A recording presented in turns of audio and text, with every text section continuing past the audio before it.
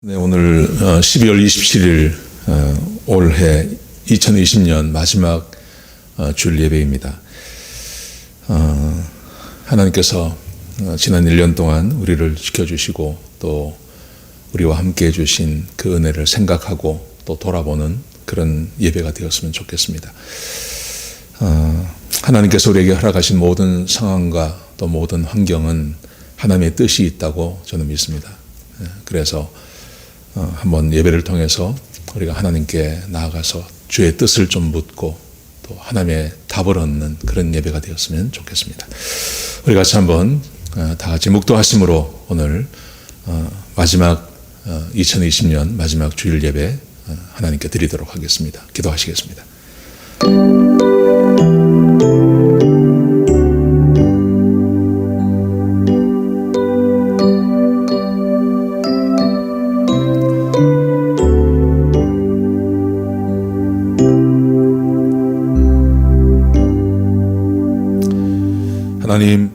하나님께서 사랑하시는 주의 백성들이 하나님 앞에 나와서 무릎 꿇고 하나님께 예배드립니다. 아버지 하나님, 이 예배를 받으시고 또 이 예배에 하나님의 한량없는 은혜를 부어주시는 그런 귀한 예배가 되게 하여 주옵소서. 하나님, 지난 1년 동안 우리를 지켜주시고 보호해 주시고 인도해 주신 그 은혜에 감사와 영광을 올려드립니다. 하나님, 우리가 마음을 다해서 하나님의 이름을 높여드리며 주께 영광 돌려드리는 그런 예배를 드리기를 사모합니다. 성령 하나님 오셔서 우리의 마음을 지켜주시고 우리 가운데 하나님의 뜻을 알 수 있는 그런 은혜도 부어주셔서 정말 감사하며 주께 영광 돌려드리는 그런 귀한 예배가 되게 인도하여 주옵소서. 하나님, 예배가 끝나는 시간까지 악한 원수마귀 일절 틈타지 못하게 하시고 주님 홀로 영광 받으시는 귀하고 복된 예배가 되게 인도하여 주옵소서. 감사합니다. 예수님의 귀하신 이름으로 간절히 기도드렸습니다. 아멘. 우리 찬송가 41장입니다.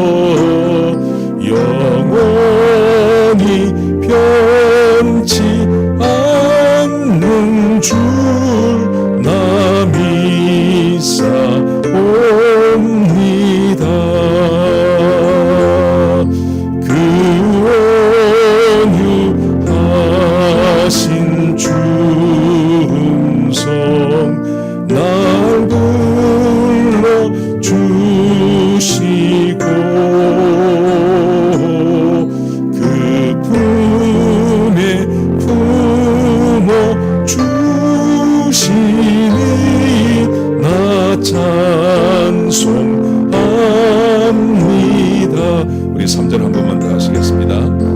온 천지 창조하시던 그 말씀 힘입어 영원히 변치 않는 줄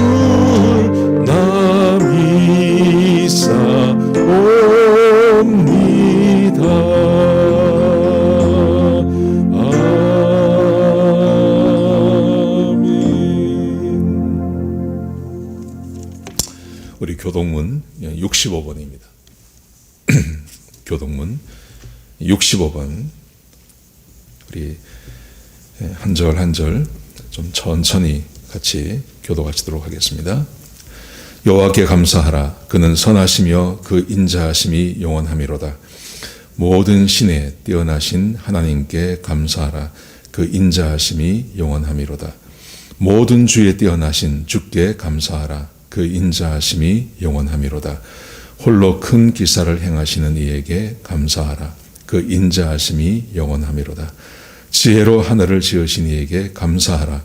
그 인자하심이 영원하미로다. 땅을 물 위에 펴신 이에게 감사하라. 그 인자하심이 영원하미로다. 큰 빛들을 지으신 이에게 감사하라. 그 인자하심이 영원하미로다. 해로 낫을 주관케 하신 이에게 감사하라. 그 인자하심이 영원하미로다. 달과 별들로 밤을 주관케 하신 이에게 감사하라. 그 인자하심이 영원하미로다. 애굽의 장자를 치신 이에게 감사하라. 그 인자하심이 영원하미로다. 이스라엘을 저희 중에서 인도하여 내신 이에게 감사하라. 그 인자하심이 영원하미로다. 강한 손과 펴신 팔로 인도하여 내신 이에게 감사하라. 그 인자하심이 영원하미로다. 아멘. 우리 공동기도 제목으로 기도하는 시간 갖도록 하겠습니다. 소리 내어서 기도하시기 바랍니다. 기도하시겠습니다. 홍석화 집사의 암을 치료해 주십시오. 배국전 집사의 뇌졸중을 치료해 주십시오. 언해가 회복되고 오른쪽 팔다리에 힘이 생겨나도록 해 주십시오. 과간나 집사의 허리를 치료해 주십시오. 고나다 집사가 다시 걷도록 해 주십시오. 최영승 형제의 어머니의 암을 치료해 주십시오. 김태남 집사를 회복시켜 주십시오. 오기선 어린이가 회복이 잘 되게 해 주십시오. 강봉 장로의 임파선암을 치료해 주십시오. 우한 폐렴으로부터 우리를 지켜 주십시오. 예수님의 이름으로 기도합니다. 아멘. 9번 집사님 나오셔서 기도 인도해 주시겠습니다. 온 우주를 창조하시고 인생들을 사랑하사 독생하신 하나님이 인간으로 오시어서 저희들을 위해서 죽기까지 사랑하신 주의 이름을 찬양합니다. 그 대속의 은혜를 통해 우리의 죄를 사하시고 한없는 복을 주시며 영생과 천국의 소망을 주시기 위해 인간의 모습으로 오신 그리스도를 기념하는 12월을 주신 주의 크신 이름을 찬양합니다. 이 시간 주님의 이름을 찬양하고 주의 말씀을 듣기 원하여 예배하오니 우리의 예배를 받아 주시옵소서. 일상의 삶이 얼마나 소중한 것임을, 함께 모여 예배하고 찬양함이 얼마나 축복된 삶인지를 이번 팬데믹을 통해 깨닫게 해주신 2020년 경자년의 마지막 주일입니다. 어려운 상황 가운데서도 주님의 은혜로 건강하게 하시고 많은 기도에 응답을 주시고 하나님과 말씀을 통해 더욱 가깝게 해주신 그 사랑에 감사를 드립니다. 한 해의 삶을 정리하며 마무리해야 할 때인데 특별히 하나님과의 관계 속에서 저희의 믿음을 돌아보게 하여 주시옵소서. 이제 다가오는 2021년 신축년에는 팬데믹을 멈추어 주셔서 우리의 평범하지만 은혜로운 삶을 다시 살아갈 수 있는 축복을 주시옵소서. 우리의 허물을 용서하시옵소서. 그리스도인답지 않게 때로는 믿음의 본을 보이지 못했고 거룩한 삶도 살지 못했습니다. 위선과 교만에 차 있을 때도 많았습니다. 때로는 도움이 필요한 사람들을 외면했습니다. 주님께만 영광 돌리지 못하고 나를 나타내는 죄를 범하였습니다. 이 시간 진실되게 자신의 죄인된 모습을 발견할 수 있게 하여 주시고 참회하오니 주의 십자가의 피로 정결케 하사 오늘 드리는 이 예배가 주님께 거룩한 산 제사의 예배될 수 있게 하시옵소서. 이제 저희 모두가 한 마음으로 리버사이드 교회와 성도님들을 위해 간구하오니 주 안에서 선을 이루시는 귀한 기도의 열매가 있게 축복해 주시옵소서. 저희 교회와 리버사이드 지역과 전 세계 특히 바이러스로 인해 심각하게 고통받고 있는 나라까지 하나님의 자비가 임하시길 간절히 바라옵니다. 해외에서 복음을 전하시는 선교사님들을 기억하시고 그들의 필요를 채우시며 안전을 보장하여 주시되 특별히 김상덕 집사님, 요한 목사님, 그리고 이조희 집사님의 건강과 사역을 주님이 지켜주시옵소서. 사랑하는 최성강 담임 목사님 네 분과 모든 사역자님들을 축복하셔서 교회를 인도하시며 하나님의 지상 명령을 감당하기에 부족함이 없는 교회가 되기 위해 그분들에게 더 큰 영역과 건강을 허락해 주시옵소서. 우리의 미래인 교육부를 축복해 주시고 영적으로 침체되지 않게 하시며 그들과 함께 동행해 주시옵소서. 교회의 재정을 지키시고 어려운 가운데서도 기쁜 마음으로 지난 한 해 헌금하신 성도님들을 재정적으로 풍족히 채워 주시옵소서. 오늘도 말씀을 대언하시는 목사님을 위해 기도합니다.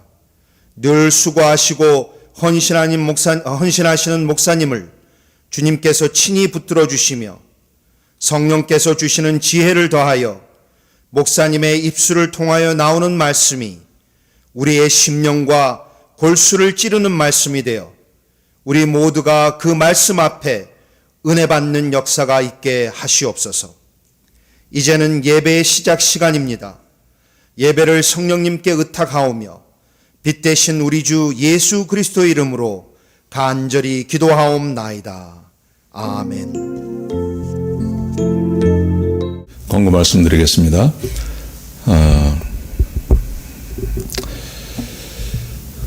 온라인 헌금 많이 해주셔서 감사드립니다. 힘들고 어려우실 텐데 마음을 다해서 또 정성을 다해서 헌금해 주셔서 감사드립니다. 헌금자 명단 12월 13일부터 19일까지 교회에 도착한 헌금입니다. 혹시 착오가 있으시면 교회로 연락 주시기 바랍니다. 송구 영신 예배 12월 31일 목요일 밤 11시에 예배 드리기를 원합니다. 많이 오셔서 좀 한 해를 말씀으로 마무리하고 또 새 한 해를 맞는 그런 시간이 되었으면 좋겠습니다. 11시에 그날 시작하도록 하겠습니다. 달력 나와 있습니다. 우리 목사님들이 오셔서 가져가시기 바랍니다. 이 시간 우리 하나님 말씀 함께 나누도록 하겠습니다. 사무엘하 8장입니다.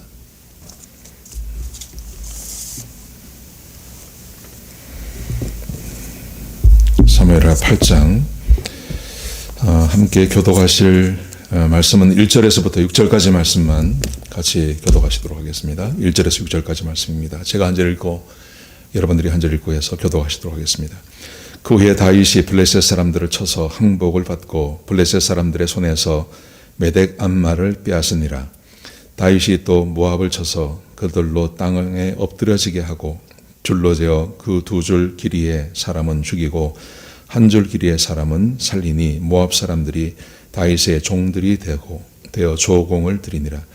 느홉의 아들 소바왕 하닷 에셀이 자기 권세를 회복하려고 유브라데 강으로 갈 때에 다윗이 그를 쳐서 그에게서 마병 1,700명과 보병 2만 명을 사로잡고 병거 100대의 말만 남기고 다윗이 그 외의 병거의 말은 다 발에 힘줄을 끊었더니 다메섹의 아람 사람들의 소들이 소바왕 하닷 에셀의 도우러 온지라.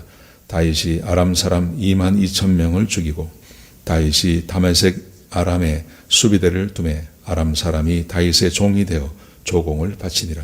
다윗이 어디로 가든지 여호와께서 이기게 하시니라. 아멘. 오늘은 2020년 마지막 예배입니다. 그리고 며칠이 지나면 한 해를 마무리하게 됩니다. 아마 이런 시간을 보낼 때 우리 마음 가운데 늘 계획을 했던 하지 않았던 거의 모든 사람들은 한 해를 되돌아보고 또 한 해를 결산하고 한 해를 평가하는 그런 시간을 갖게 될 것입니다. 여러분, 한 해를 평가할 때 여러분들은 무엇을 기준으로 평가를 하십니까? 아마 여러 가지 기준이 있을 것입니다. 그런데 우리 그리스도인들은 한 해를 돌아보면서 한 해를 평가할 때 우리가 반드시 가져야 할 기준이 있습니다. 그 기준은 하나님의 은혜입니다. 하나님의 은혜. 하나님의 은혜가 나에게 있었는가? 하나님의 은혜가 나에게 얼마나 있었는가? 나는 그 하나님의 은혜를 누리고 살았는가? 하는 것으로 한 해를 평가해 보는 것. 저는 이것이 제대로 한 해를 평가하는 기준이 아닌가 하는 생각을 하게 됩니다. 물론 절대적인 어떤 평안한 삶을 사는 사람이 있습니다. 여러분, 그렇지만 아무리 절대적으로 평안한 삶을 살았다 하더라도 하나님의 은혜가 전혀 느껴지지 않는 사람이 있을 것입니다. 그런가 하면 고난이 있고 힘들고 어려운 그런 역경의 한 해를 보냈지만 돌아보면 하나님의 은혜를 발견하고 내가 하나님의 은혜 가운데 있었다 하는 사람이 있게 될 것입니다. 여러분, 그러므로 하나님의 평가라는 것은 어떤 절대적인 편안한 삶만 의미하는 게 아닙니다. 각자 우리 그리스도인들이 내가 하나님의 은혜를 느끼고 하나님께서 구체적으로 내 삶에 찾아오셔서 나를 보호하시고 축복해 주셨다고 하는 하나님의 은혜를 느끼고 그것을 갖게 되는 것, 그리고 이것이 내 삶에 있었다라고 평가할 수 있는 그런 한 해를 보내는 게 얼마나 복된지 모릅니다. 오늘 본문의 말씀, 특별히 이 사무엘하 8장은요, 8장과 9장과 10장까지는 다윗의 인생에 있어서 최전성기입니다. 11장에 가면 밧세바를 범하는 사건이 등장합니다. 그때부터 다윗의 인생은 하강곡성을 잇게 됩니다. 그런데 오늘 본문의 8장부터 시작해서 8장과 9장과 10장의 사건은 정말 다윗의 인생에 있어서 최전성기를 보내는 그 시간입니다. 여러분, 그런데 다윗이 그렇게 최전성기, 그의 삶의 전성기를 보낼 수 있었던 이유는 딱 한 가지입니다. 그것은 하나님께서 그에게 은혜를 베풀어 주시는 것입니다. 하나님의 은혜가 풍성한 삶입니다. 특별히 오늘 8장을 읽어보시면 똑같은 단어가, 똑같은 문장이 두 번 쓰이고 있습니다. 6절에 한 번 나오고요, 14절에 한 번 나오는데 그것은 이것입니다. 다윗이 어디로 가든지 여호와께서 이기게 하시니라. 다윗이 어디로 가든지 여호와께서 이기게 하셨더라. 하나님의 은혜가 다윗에게 풍성히 임한 것을 말하는 것입니다. 다윗이 어디로 가든지 하나님께서 그를 도와주십니다. 하나님의 은혜가 그에게 풍성히 임합니다. 여러분, 우리는 한 해를 돌아볼 때 내 삶에 하나님의 은혜가 있었나? 다윗의 삶도 고난이 많았습니다. 어려움이 많았습니다. 그런데 한 가지 분명한 사실은 하나님께서 그에게 은혜를 베풀어 주셨다는 것입니다. 우리가 한 해를 평가할 때 하나님께서 나를 도와주셨고 하나님의 은혜가 나에게 있었어. 아마 이렇게 말할 수 있으면 한 해를 잘 사신 것입니다. 우리의 상황이 어떠하든지 하나님의 은혜가 분명히 있었다면 아주 잘 사신 것입니다. 그런데 내가 아무리 편안한 삶을 살고 풍족한 삶을 살았다 하더라도 하나님의 은혜가 보이지 않는다면 그것은 평가할 때 잘 사신 게 아니죠. 한 해를 의미 있게 보낸 게 아닙니다. 여러분, 그래서 우리는 오늘 말씀을 통해서 하나님께서 왜 다윗을 축복하셨는지, 왜 다윗에게 은혜를 베풀어 주셨는지를 함께 살펴보기를 원합니다. 자, 먼저 구체적으로 한번 같이 한번 보시죠. 하나님께서 다윗에게 구체적으로 어떤 은혜를 베풀어 주셨는지 같이 한번 보시겠습니다. 자, 1절부터 보시면요, 모든 주변 국가를 정복해 버립니다. 이스라엘은 우리 한국하고 비슷합니다. 외환이 참 많았습니다. 끊임없이 주변에 있는 국가들이 쳐들어왔습니다. 그리고 이스라엘 백성들을 괴롭혔습니다. 사사시대 전체가 거의 한 400년 이상이 그런 시대 아닙니까? 여러분, 그런데 다윗 시대에 와서 그 모든 적들을 다 잠잠케 해버렸습니다. 자, 1절을 한번 보시죠. 1절에 보시면 블레셋을 아예 정복해버렸습니다. 성경이 이렇게 말합니다. 그 후에 다윗이 블레셋 사람들을 쳐서 항복을 받고 블레셋 사람들이 다윗에게 항복했습니다. 이제 더 이상 우리가 당신에게 대들지 않겠습니다. 그렇게 했다는 것이죠. 여러분, 블레셋이란 땅은요, 이스라엘 백성들이 초기에 가나안에 정착할 때부터 끊임없이 괴롭혔던 사람들입니다. 아마 잘 기억하실 것입니다. 사울 시대에는, 사울 이전에 그 엘리 시대에는 하나님의 법궤를 이 블레셋 사람들에게 빼앗겨 버렸습니다. 그리고 블레셋 사람들이 얼마나 괴롭혔는지 이 블레셋 사람들 때문에 이스라엘 백성들이 하나님께 왕을 요구하게 되는 것입니다. 그리고 잘 아시지만 사울이 이 블레셋 사람들에게 죽임을 당합니다. 여러분, 그러므로 이 블레셋은 반드시 정복을 하고 아주 이 사람들을 결박을 해놔야 됩니다. 근데 하나님께서 은혜를 주셔서 다윗 시대에 이 사람들이 드디어 이 이스라엘에게, 다윗에게 항복을 하게 되는 것이죠.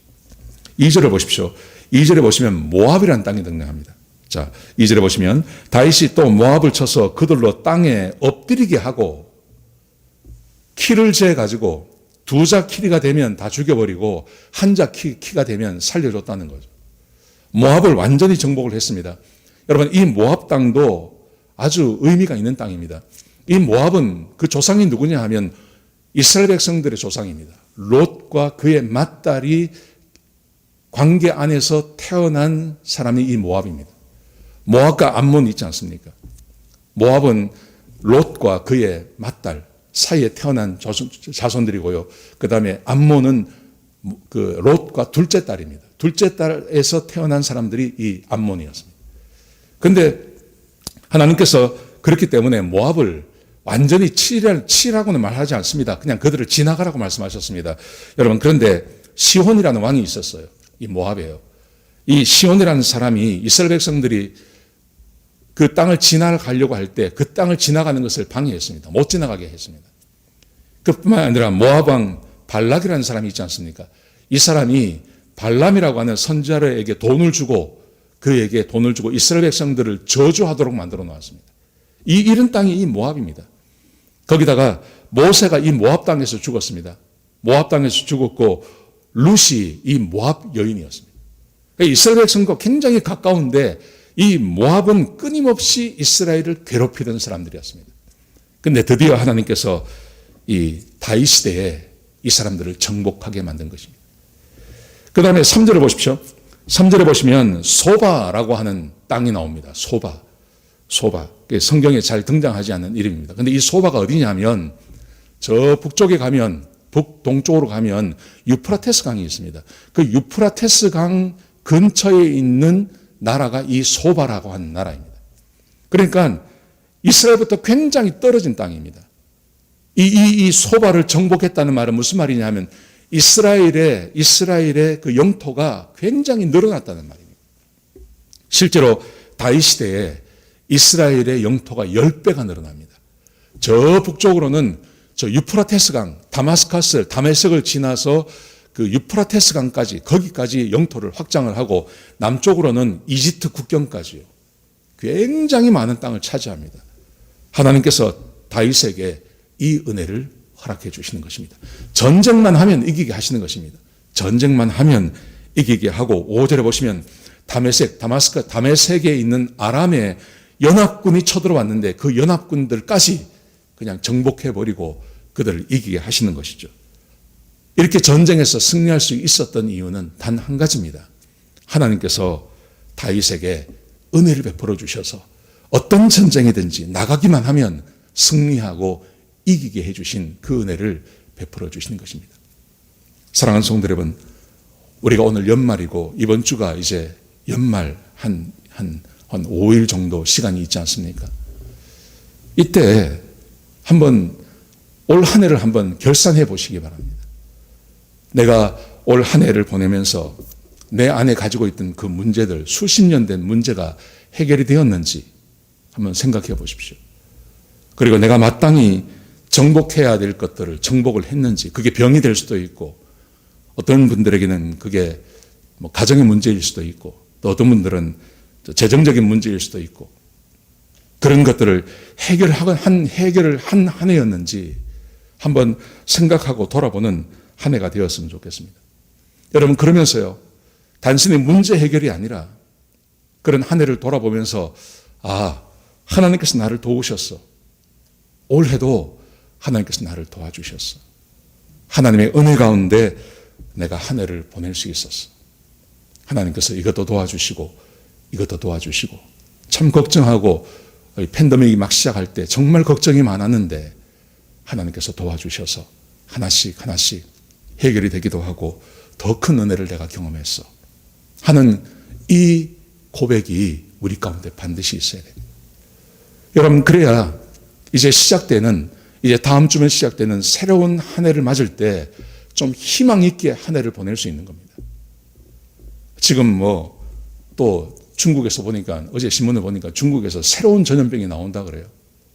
지금 북경이 난리가 났다 그래요. 변종이 아니라 이건 새로운 거래요, 새로운 거.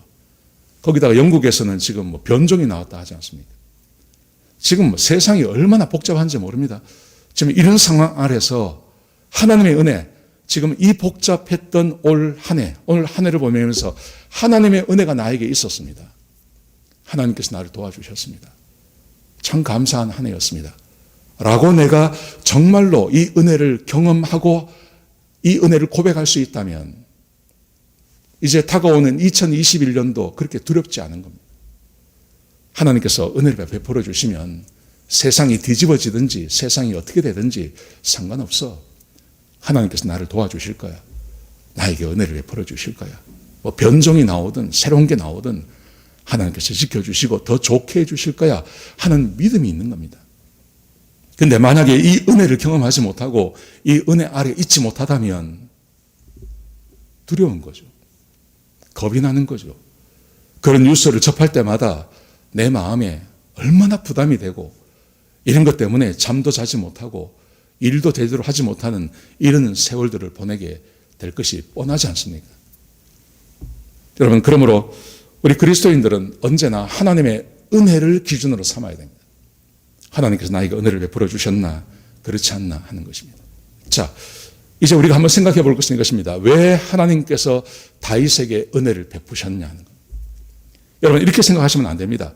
다윗이니까, 다윗은 하나님께서 선택하셨으니까 그냥 은혜를 베풀어 주시는 거지. 여러분, 이렇게 생각하면 안 됩니다. 성경에 당연한 것은 없습니다.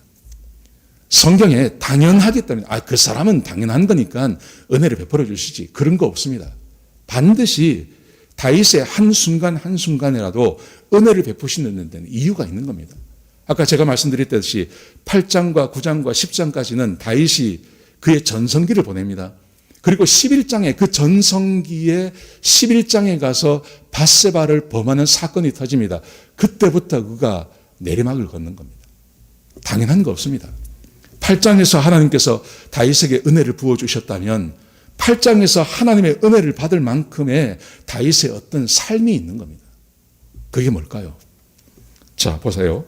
아까 제가 하나님께서 다윗이 어디로 가든지 하나님께서 다윗을 이기게 하시더라라는 말이 오늘 8장에 2번 등장한다고 말씀드렸습니다. 그게 6절과 14절입니다. 근데 6절과 14절에는요, 공통점이 하나 있습니다. 그것은 뭐냐 하면 어떤 사건을 다루면서 먼저 6절에 보시면 1절부터 5절까지 다윗이 계속 승리합니다. 블레셋을 이기고 모압을 이기고 막 이런 전쟁을 하면서 그 전쟁 끝에 가서 하나님께서 다윗에게 무슨 전쟁을 하든지 이렇게 하셨다더라, 이 말이 나옵니다. 근데 두 번째 보시면 14절에 보시면 똑같이 말이 끝납니다. 다윗이 전쟁에 나가면 하나님께서 이기게 하셨더라 고 하는데 그 앞에 거는 전쟁이 아니에요. 전쟁이 아니고 다윗이 뭔가를 합니다. 다윗이 뭔가를 하는데 그 하는 것을 보고 하나님께서 그에게 은혜를 베푸셨더라, 이렇게 나오는 거예요. 그러니까 앞에 전쟁에서 승리한 것의 원인이 그 뒤에 나오는 겁니다. 그래서 오늘 본문에 함께 읽은 말씀 중에 7절에서 13절까지 말씀을 쭉 읽어보면 하나님께서 왜 다윗을 축복하셨는지를 찾아낼 수 있는 겁니다. 7절에서 13절까지의 내용이 어떤 내용일까요? 아주 간단한 내용입니다. 그것은 다윗이 전쟁에 나가서 노획한 그 노획물을 하나님께 드리는 데 있습니다. 자, 보세요. 8장 7절을 보세요. 다윗이 하닷 에셀의 신복들이 가진 금방패를 빼앗아 예루살렘으로 가져오고 또 다윗 왕이 하닷 에셀의 고울 베다와 베로데에서 매우 많은 놋을 빼앗았느니라. 전쟁에 나가서 금과 금방패를 빼앗고 놋을 빼앗아 왔습니다. 자, 9절에 이렇게 말합니다. 하맛 왕 도이가 다윗이 하닷 에셀의 온 군대를 쳐서 무찔렀다 함을 듣고 도이가 그의 아들 요람을 보내 다윗 왕에게 문안하고 하게 하니 이는 하닷에셀이 도의와 더불어 전쟁에 있던 터에 다윗이 하닷에셀을 쳐서 무찌름이라. 요람이 은그릇과 금그릇과 놋그릇을 가지고 온지라. 다윗 왕이 그것도 여호와께 드리되 그가 정복한 모든 나라에서 얻은 은금 곧 아람과 모압과 암몬 자손과 블레셋 사람과 아말렉에게서 얻은 것들과 소바 왕 르홉의 아들 하닷에셀에게서 노력한 것과 같이 드리니라. 다윗이 전쟁에 나가서 노획물이 많았겠죠. 전쟁을 굉장히 많이 했습니다. 근데 그 전쟁을 많이 한 것 중에 노획물들이 들어오면 그게 금글이 됐든 은이 됐든 무엇이 됐든 그것을 하나님께 드렸다고 말합니다. 여러분, 이 말씀이 7절부터 13절까지 기록되어져 있는 거예요. 그리고 그 결론을 이렇게 말합니다. 그러면서 다윗이 어디로 가든지 여호와께서 이기게 하셨더라. 이렇게 기록되어 있습니다. 여러분, 이것을 그냥 읽어보면, 그냥 슬쩍 읽으면 이런 생각이 될 수 있습니다. 아, 전쟁에 나가서 전쟁에서 승리하게 하고 또 전쟁에 노획물이 있으니까 사울 같은 경우는 그것을 자기가 하든지 아니면 자기가 중요하게 생각하는 사람들에게 나눠주지 않았습니까? 하나님께서 다 진멸하라고 했는데 진멸하지 않고 이것을 사람들에게 나눠 갖게 했습니다. 아니면 자기가 갖든지요. 그런데 다윗은 그렇게 하지 않고 이것을 하나님께 드렸다. 그러니까 이걸 그냥 읽으면 이렇게 생각해서 아, 하나님께 헌금하니까 하나님께서 복을 주셨다. 여러분, 그런데 헌금 때문에 그런 게 아닙니다. 단순히 하나님께 드렸다는 이유 때문에 하나님께서 그에게 은혜를 베풀어 주신 거 아닙니다. 그런 의미가 아닙니다. 이것은. 그 의미가 아니라 이것은 어떤 의미를 갖는 거냐 하면 다윗이 하나님의 말씀에 순종했다는 것입니다. 그런데 성경에 읽어보면 하나님께서 노획물을 하나님께 바쳐라든지 아니면 네가 가져라든지 아니면 진멸하라는 그런 말이 없어요. 그런데 이걸 왜 하나님의 말씀에 순종했다고 하냐 하는 것이죠. 여러분, 제가 지난주에 하나님의 말씀을 함께 나누면서 하나님께서 원하시는 게 있다고 그랬죠. 인생 전체 모든 사람을 향한 하나님의 뜻이 있다고 말씀드렸습니다. 그게 아담부터 시작이 되었습니다. 그것은 사람은 하나님의 말씀에 순종하고 하나님께서는 사람을 축복하시는 것입니다. 하나님께서 아담을 부르실 때 아담에게 선악을 알게 하는 나무의 열매를 먹지 말라 그러셨습니다. 그 말의 의미는 제한을 두시는 게 아니라 그것만 먹지 마라. 이게 이 의미가 아니라 그것만 먹지 않고 하나님의 말씀에 순종하면 나머지 전체를 다 주신다는 말입니다. 제가 지난주에 그렇게 말씀드렸습니다. 아브라함도 마찬가지 아닙니까? 아브라함을 부르실 때 하나님께서 내가 너에게 지시할 땅으로 가라. 그 땅에 가기만 하면 내가 너에게 복을 줄게. 너의 이름을 장대하게 하고 너의 자손이 많게 하겠다. 그렇게 말씀하셨습니다. 실제로 그렇게 하셨습니다. 하나님께서 모세를 부르고 이스라엘 백성들을 부르실 때도 하나님께서 그렇게 말씀하십니다. 10계명을 주시면서 이 계명만 지키면, 이 율례만 지키면, 그러면 하나님께서 이스라엘 백성들을 책임져 주시고 나는 너희 하나님이 되고 너희는 내 백성이 될 거다. 그렇게 말씀하셨습니다. 그러니까 이게 성경 전체에 있는 말입니다. 하나님의 말씀에 순종하고 그리고 하나님께서는 이스라엘 백성들을 축복하시는 것, 이게 하나님의 뜻이라고 말씀드렸습니다. 예, 그렇다면 다윗이 전쟁에 나가서 전쟁에서 얻은 그 노획물을 하나님께 들은 것이 왜 그게 하나님의 말씀에 순종하는 것이 되냐 하는 것이죠. 신명기 17장에 보시면 하나님께서 이스라엘 백성들에게 왕에 대해서 말씀하십니다. 이스라엘 백성들이 왕을 구할 것을 하나님께서 미리 아셨습니다. 그래서 이스라엘 백성들에게 말씀하시기를 너희가 혹시 너희에게 왕을 세울 때 왕에 대한 규례를 주십니다. 그러면서 하나님께서 이스라엘 백성들에게 신명기 17장에 보시면 5가지를 말씀하십니다. 첫 번째 15절에 보시면 17장 15절에 보시면 왕을 세울 때 그 왕은 반드시 너희 형제 중에 한 사람이 되어야 한다고 말합니다. 이방인을 왕으로 세우면 안 된다고 말씀하세요. 형제 중에 한 사람을 왕으로 세워라. 이게 첫 번째입니다. 두 번째, 왕은 군대를 의지하면 안 된다고 말합니다. 자, 제가 읽어드리겠습니다. 신명기 17장 16절에 보시면 그는 병마를 많이 두지 말 것이요. 왕이 되었을 때 병마를 많이 두지 마라. 군대를 많이 양성하지 말라는 겁니다. 왜냐하면 병마를 많이 얻으려고 그 백성을 애굽으로 돌아가게 돌아가게 하지 말 것이니, 군대를 많이 갖기 위해서는, 군대를 얻기 위해서는 말을 사와야 되고 또 마차도 사와야 되고 뭐 병거도 사와야 되고 하니까요. 그러면 사람들을 많이 애굽으로 보내고 그런 일을 하면 하나님이 아닌 이 왕이 군대를 더 의지하는 사람이 된다는 거죠. 그래서 군대를 많이 두지 말 것을 하나님께서 명령하셨습니다. 이게 두 번째입니다. 세 번째 보시면 17절에 보시면 그에게 아내를 많이 두어 그의 마음이 미혹되지 않게 하라. 아내를 많이 두지 말라고 말합니다. 이게 세 번째입니다. 왕은 자기 왕비를 많이 두면 안 됩니다. 네 번째는요, 자기를 위하여 은금을 많이 쌓지 말 것이니라. 하나님께서 네 번째로 왕은 자기를 위해서 은과 금을 많이 쌓아두지 말라. 자기 것으로 갖지 말라고 하나님께서 명령하십니다. 이게 네 번째입니다. 오늘 다윗과 연관이 있는 거죠.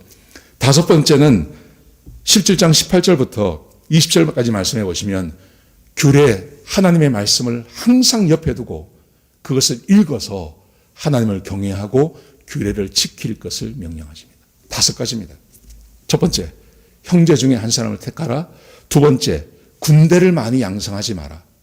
세 번째, 결혼을 많이 하지 마라. 아내를 많이 두지 마라. 네 번째, 은과 금을 자기를 위해서 쌓아두지 마라. 다섯 번째, 성경을 항상 가까이 두어서 하나님의 말씀을 읽고 하나님을 경외하는 사람이 되라. 다섯 가지 명령하십니다. 여러분, 다윗이 왕이 된 다음에 이걸 몰랐을까요? 다윗은 항상 하나님의 말씀을 가까이 대하는 사람입니다. 하나님께서 직접 그에게 왕의 삶을 어떻게 살아라 말하지 않습니다. 그런데 다윗은 신명기 17장에 이 말씀을 분명히 알았다고 생각합니다. 그래서 다윗이 어떤 일을 하냐 하면 단순히 성전을 짓기 위해서 재물을 모은 게 아니고요. 다윗은 전쟁에 나가서 얼마나 많은 전쟁을 합니까? 그리고 전쟁에 나가서 얻었던 그 많은 금과 은을 자기의 것으로 갖지 않고 그것을 하나님께 드리는 것입니다. 하나님의 말씀에 순종하기 위해서 네 번째, 자기를 위하여 은금을 많이 쌓아두지 말라라고 하는 이 말씀에 순종하는 것입니다. 다윗은 하나님의 말씀에 순종합니다.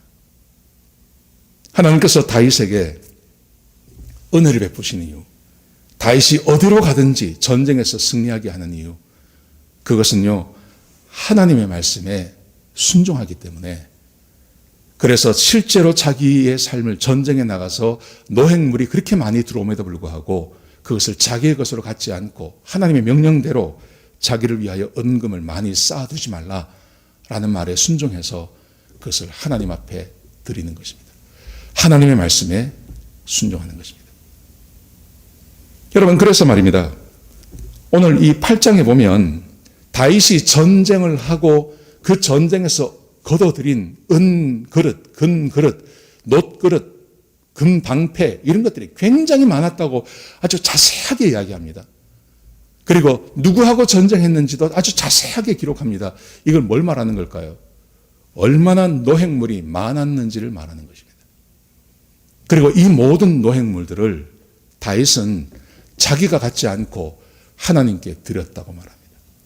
여러분, 다윗이 하나님께 드린 그 총량, 다윗이 금과 은과 놋과 철과 이런 것들을 전쟁에 나가서 다 모아서 그것을 하나님께 드렸습니다. 근데 그 총량이 얼마나 되신지 아십니까? 자, 보세요. 역대상 22장 14절에 보시면 다윗이 자기 아들 솔로몬에게 자기가 하나님 앞에 드린 것이 얼마인지를 그 총량을 이렇게 말합니다. 역대상 22장 14절에 보시면요. 내가 환난 중에, 여기서 말하는 환난이라는 것은 전쟁을 말하는 것입니다. 자기가 전쟁에 나가서 힘들고 어렵게 그 전쟁에 승리하면서 노획물을 거둬왔다는 거죠. 자, 보십시오. 내가 환난 중에 여호와의 성전을 위하여 금 10만 달란트와 은 100만 달란트와 놋과 철을 그 무게를 달 수 없을 만큼 심히 많이 준비하였고 또 제목과 돌을 준비하였으나 너는 더할 것이니라. 다윗이 하나님 앞에 드린 총량 자기가 하나님 앞에 총 양이 금 10만 달란트 그리고 은 100만 달란트라고 말합니다. 철, 놋, 나무, 돌 이거 다 빼고요. 여러분 나무가 얼마나 비쌉니까? 돌이 얼마나 비쌉니까? 철과 놋이 얼마나 비쌉니까? 근데 그거 다 빼고 금과 은을 계산해 보니까 금이 10만 달란트. 그때 당시에 1달란트가 요즘으로 하면 34kg입니다, 이게. 34kg니까요. 금 10만 달란트면 얼마냐 하면 금 3,400톤입니다. 금 3,400톤. 이 이해가 잘 안 되시죠, 그죠? 제가 이걸요, 계산해 보니까요. 지금 현재, 그러니까 어제 금 시세로 제가 계산을 해 보니까 금 3,400톤이 얼마냐 하면 2,050억 달러입니다. 2,050억 달러. 우리 한국 돈으로 하면 245조 원이더라고요. 245조 원이 얼마냐 하면 한국의 1년 예산의 절반입니다. 지금 한국 인구가 5천만 아닙니까? 5천만 인구가 차 팔고 핸드폰 팔고 배 팔고 해가지고 1년에 걷어들이는 그래서 1년에 거드리는 세금 중에 1년 예산 중에요. 그 예산의 절반. 근데 이스라엘 백성들은 1,000만 안 됩니다. 얼마나 될까요? 한 300만, 400만 될까요? 한 3, 400만 되는 사람 안에서 245조 원을 만들었다는 거죠. 어마어마한 거죠. 이게 금입니다, 금. 근데 은 100만 달란트는 얼마냐 하면 이게 3만 4천 톤이더라고요. 금 3만 4천 톤. 요즘 돈으로 하면 37조 원요. 300억 달러. 이걸 다윗이 하나님께 드린 겁니다. 만약에 이것을 자기가 가졌다면 이 사람 얼마나 부자겠습니까? 지금 245조 원 다 합쳐보니까요. 이게 거의 한 300조 원 돼요. 300조 원의 자산을 가지고 있는 부자가 이 세상에 어디 있습니까? 지금도 없습니다. 그런데 다윗이 이걸 하나님께 드렸다는 겁니다. 그런데 제가 거듭 말씀드리는 거지만 하나님 앞에 드렸다. 이게 중요한 게 아닙니다. 그게 중요한 게 아니라 하나님의 말씀에 순종했다는 겁니다. 하나님의 말씀에 순종해서 하나님께서 말씀하시기를 왕은 은금을 자기를 위하여 많이 쌓아두지 마라. 그래서 이것을 하나님께 드렸습니다. 그 말씀에 순종한 것. 이게 하나님께서 다윗에게 은혜를 베풀어 주시는 이유라는 거예요. 여러분 이것만 말씀드리면 사람들이 그럴 수도 있지. 그게 꼭 그런 건가? 라고 생각할 수 있습니다. 다윗이 정말 그 5가지를 다 지켰다고? 라고 생각할 수 있습니다. 여러분, 아까 말씀드린 대로 두 번째 들은 게 있죠. 두 번째가 뭐냐면 군대를 많이 갖지 말라는 것이었습니다. 군대를 갖지 말라고 했는데 다윗이 그 많은 전쟁을 치루었습니다. 그 많은 전쟁을 치르면서 군대가 얼마나 많았겠습니까? 사울 같은 경우는 자기가 왕이 되고 나서 전쟁을 잘하고 싸움을 잘하는 사람이 눈에만 보이면 그 사람들 전부 다 자기 부하를 만들었습니다. 그러니까 군대가 굉장히 많았죠. 한번 전쟁에 나가면 몇십만 명이 한번 몰려 나오지 않습니까? 근데 여러분, 다윗의 군대의 총 숫자가 몇인지 아십니까? 성경에 그 숫자가 나옵니다. 역대상 27장에 보시면 28만 명이라고 말합니다. 28만 명. 28만 8천 명. 그렇게 많은 숫자 아닙니다. 사울이 전쟁을 할 때 첫 번째 아말렉 사람들하고 전쟁할 때요. 그때 그냥 한번 백성들 모이라고 하니까 그때 30만 명 이상이 모였습니다. 그런데 다윗이 그 많은 전쟁, 영토를 10배로 늘렸습니다. 영토를 10배로 늘려서 밑으로는 이집트, 애굽하고 위쪽으로는 저 유프라테스 강까지 다메섹을 지나서 유프라테스 강까지 10배의 영토를 늘렸는데 정작 군대는요 제일 작아요. 28만 8천 명밖에 안 돼요. 근데 놀라운 게 뭐냐 하면 28만 8천 명 전체를 군대로 가지고 있었던 게 아니에요.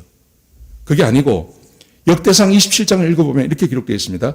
이스라엘 자손의 모든 가문의 우두머리와 천부장과 백부장과 왕을 섬기는 관원들이 그들의 숫자대로 받아 반이 나누니라. 각 반열이 24,000명씩이라 1년 동안 달마다 들어가며 나왔으니, 이게 무슨 말이냐면 28만 8천 명을 12로 나누는 거예요. 12로 나눠가지고 12반으로 나눈 겁니다. 그래서 한 반이 2만 4천 명인데 그 2만 4천 명이 한 달 동안만 나라를 지키는 겁니다. 그러니까 28만 8천 명도 너무 많다는 거예요. 그래서 그것을 12로 나눠가지고 2만 4천 명만 나라를 지키고 나머지 사람들은 군인이 아니라 집으로 돌아가는 겁니다. 그래서 자기 반이 되면 1월 달에 가서 나라를 지키고 2만 4천 명이 나라 지키고 나머지 사람들은요 군대로 소집이 안 되는 거예요. 하나님께서 너희는 군대를 많이 갖지 말라 말씀하시니까 다윗이 그 말씀에 순종하기 위해서 자기 나라의 숫자를 2만 4천 명, 엄밀히 따지면 28만 8천 명이 아니라 2만 4천 명입니다. 2만 4천 명으로 줄여서 그래서 나라를 지키고 하나님의 말씀에 순종하는 거예요. 하나님께서 다윗을 전쟁에 나가는 것마다, 전쟁에 나갈 때마다 하나님께서 승리하게 만들고 어디를 가든지 승리하게 만들고 그의 인생 왕의 40년을 있었지만 정작 그가 그 온 백성, 전체 백성의 왕이 된 것은 한 30년밖에 안 됩니다. 근데 그 30년 동안 하나님께서 한 300조 원, 은금만 300조 원의 것을 갖게 한, 그러려면 전쟁을 얼마나 많이 했겠습니까? 그리고 모든 전쟁에서 승리하는 거죠. 한 번이라도 전쟁에서 지면 그거 다 뺏기는 겁니다. 그런데 하나님께서 이 은혜를 주시는 것, 그것은 단순히 헌금을 했다 하는 정도가 아닙니다. 그게 아니라 다윗은 정말 하나님을 믿고 그 하나님의 말씀하신 대로 왕이 어떻게 살아야 하는지 신명기 말씀을 읽으면서 그 말씀에 나와 있는 대로 했던 거죠. 여러분, 그런데 하나님께서 말씀하신 것 중에 세 번째가 있습니다. 그 세 번째가 결혼 많이 하지 마라. 그죠? 세 번째가 그거죠. 결혼 많이 하지 마라. 많은 여인을 갖지 말라. 그거죠. 그게 세 번째죠. 근데 다윗이 이걸 못 지키는 거예요. 결혼 많이 하지 마라. 많은 아내를 두지 마라. 말씀하셨는데 다윗이 그렇게 최정상에 있을 때 바세바를 범하는 겁니다. 그리고 그의 인생의 내리막을 걷는 겁니다. 여러분, 이걸 찾아보면 다윗도 하나님의 말씀에 온전히 순종할 때 하나님께서 그를 축복하시는 거예요. 우리 인생에 우리 한 해를 지나오면서 어떤 분들은 하나님의 은혜를 풍성히 느끼는 분이 계실 거예요. 그런데 어떤 분들은 하나님의 은혜를 모르는 분이 계실 거예요. 지난 한 해 동안 하나님께서 나에게 어떤 은혜를 주셨지? 돌아봐도 분명히 내 삶에 풍족함이 있고 또 내 삶에 부족함이 없는데 하나님의 은혜를 생각해 보면 은혜가 없는 분들이 계실 거예요. 그런가 하면 힘들고 어렵고 좀 고민되고 그런 시간들을 보냈지만 하나님의 은혜를 생각해 보면 하나님께서 도와주셨어. 하나님께서 은혜를 부어주셨어. 라고 생각되어진 분들이 계실 거예요. 여러분, 제가 거듭 말씀드리는 거지만 지금 강조하고 말씀드리는 것은 뭐냐 하면 평안한데 아무 문제 없어요. 뭐 재정적으로도 혹은 내 건강에도 가정에도 사업에도 아무 문제가 없어요. 근데 돌아보니 하나님의 은혜를 느끼지 못해요. 여러분, 그렇다면 이런 삶이 얼마나 가실 것 같아요? 하나님의 은혜가 없이 내 삶의 평안함이 계속된다. 여러분, 이게 얼마나 갈 것 같습니까? 그런데 또 반대로 힘들고 어렵습니다. 내 상황은 참 어렵습니다. 근데 돌아보면 하나님의 은혜가 있어요. 분명히 하나님의 은혜가 있어요. 여러분, 절망하지 마십시오. 그 힘들고 어려운 거 오래 안 갑니다.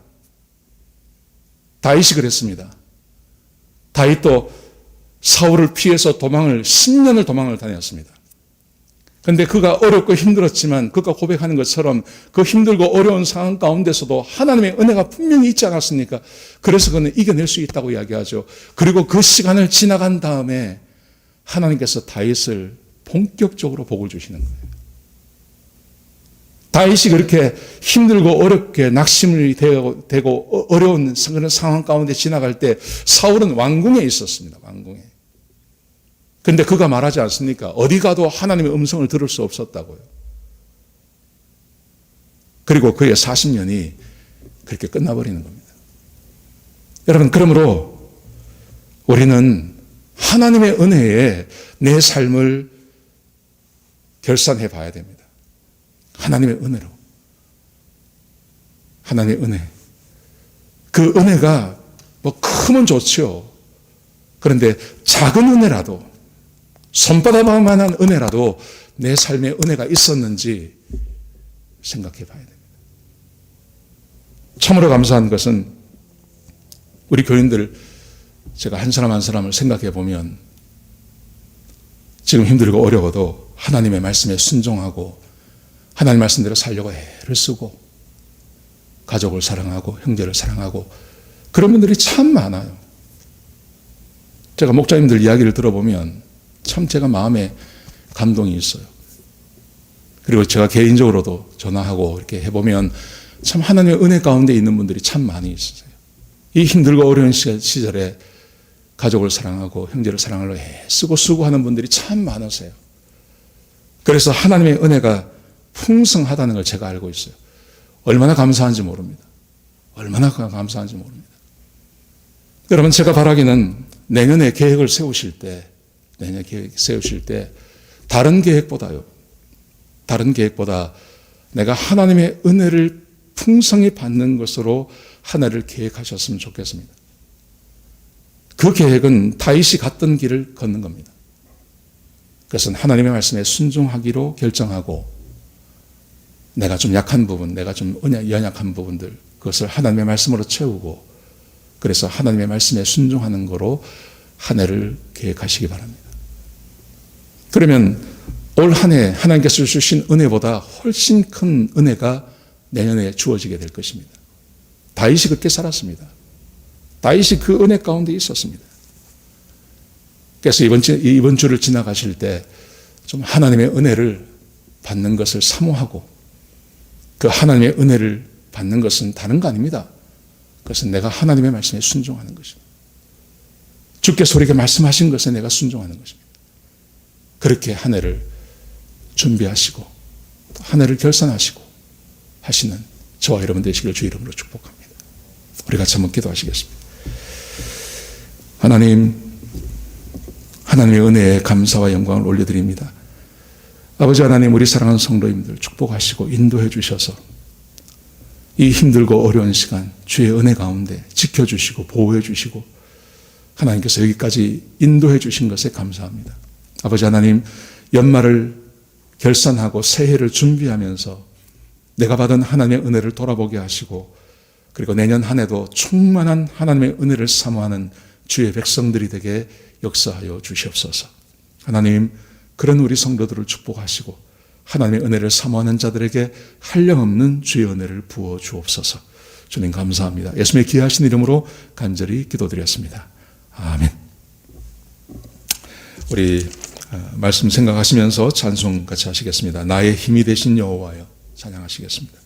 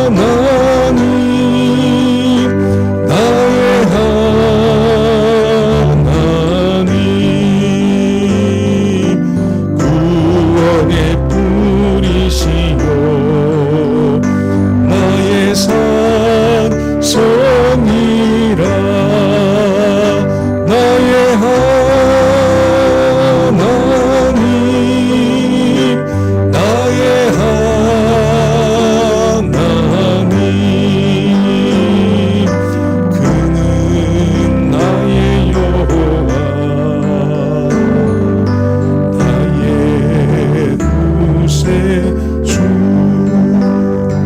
이 찬양이요, 이 찬양이 시편 18편의 찬양입니다. 다윗이 하나님의 은혜를 받고 전쟁에 나갈 때마다 승리하고, 전쟁에 나가면 하나님께서 승리하게 해주시고 그 승리를 경험한 다음에 다윗이 이 시를 쓴 겁니다. 시편 18편을 쓴 것입니다. 그가 이렇게 고백을 하죠. 나의 힘이 되신 여호와여, 내가 주를 사랑하나이다. 여호와는 나의 반석이시요 나의 요새시요 나를 건지시는 이시요 나의 하나님이시요, 내가 그 안에 피할 나의 바위시요 나의 방패시요 나의 구원의 뿌리시요 나의 산성이시로다. 내가 찬송받으실 여호와께 아뢰리니 내 원수들에게서 구원을 얻으리로다. 여호와는 나의 반석이십니다. 나의 요새십니다. 다윗은 하나님께서 명령하신 대로 그 애굽의 말을 의지한 게 아닙니다. 병마를 의지한 게 아닙니다. 그래서 28만 8천 명도 너무 많다고 2만 4천 명으로 줄여버리는 겁니다. 그래서 최소한의 숫자가 하나님의 말씀대로 나라를 지키도록 그렇게 순종할 때 하나님께서 그의 반석이 되시고 그의 요새가 되시고 그를 건지시는 자가 되시고, 전쟁이 날 때마다 하나님 앞에 가서 기도하면 하나님께서 말씀해 주셔서 전쟁에 승리하게 해주시는 그 은혜가 있는 것입니다. 하나님은 우리의 주님이시고 우리 모두에게 반석이 되시고 요새가 되시고 방패가 되시는 것입니다. 우리 한번 1절 말씀 다시 한번 찬양하시면서 주님 앞에 나가시겠습니다. 찬양하시겠습니다.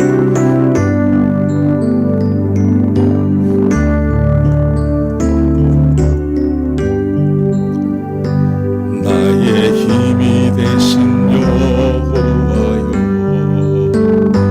내가 주님을 사랑합니다. 주는 나의 반석이시며 나의 요새시라. 주는 나를 건지시는 나의 주 나의 하나님, 나의 피할 바위시요 나의 방패시라. 나의 하나님, 나의 하나님,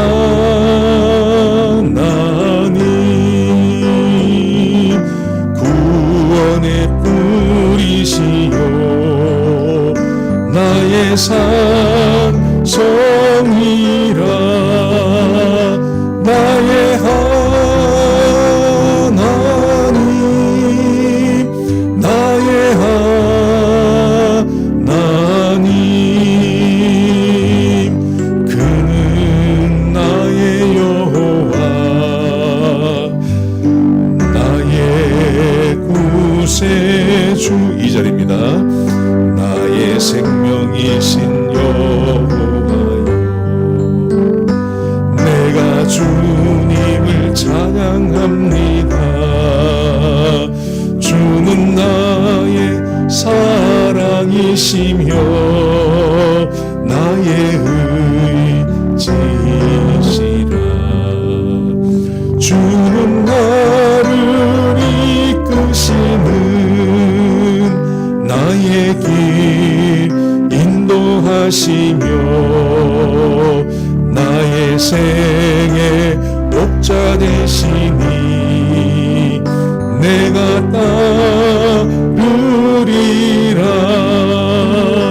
나의 하나님, 나의 하나님, 생명의 면류관으로 내게 씌우소서. 나의 하나님, 나의 하나님,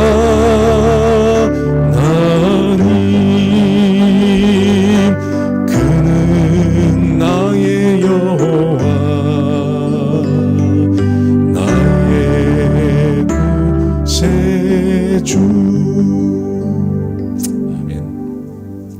기도하시겠습니다. 하나님, 우리 사랑하는 성도님들을 축복합니다. 지난 한 해 하나님의 은혜 가운데 충만한 하나님의 은혜를 받으며 지내게 하시니 감사합니다. 아버지 하나님, 그 은혜가 어디서 왔는지 돌아보게 하여 주옵소서. 우리가 미약하고 약하지만 하나님의 말씀에 순종하고 이웃을 사랑하고 가족을 사랑할 때 하나님께서 이 큰 은혜를 우리에게 부어주신 줄로 믿습니다. 하나님, 내년 한 해도 그렇게 살기로 다짐하는 한 해가 되게 하여 주옵소서. 하나님의 은혜를 사모하는 자가 되게 하시고 하나님의 큰 은혜를 받기를 사모하는 주의 백성들이 되게 역사하여 주옵소서. 하나님의 말씀에 순종할 때 주께서 은혜를 부어주시겠다고 약속해 주셨사오니 우리 모든 성도들에게 하나님의 은혜를 더하여 주옵소서. 이제는 우리 주 예수 그리스도의 끝까신 은혜와 우리 아버지 하나님의 끝까신 사랑과 성령 하나님의 내주하시고 인도하시는 그 은혜가 오늘 말씀을 듣고 하나님의 은혜를 사모하며 하나님의 말씀에 순종하기로 다짐하는 주의 백성들 머리 위에 하나님의 한량없는 은혜를 부어주시기를 우리 주 예수 그리스도의 이름으로 간절히 축복하며 기도드렸습니다. 아멘.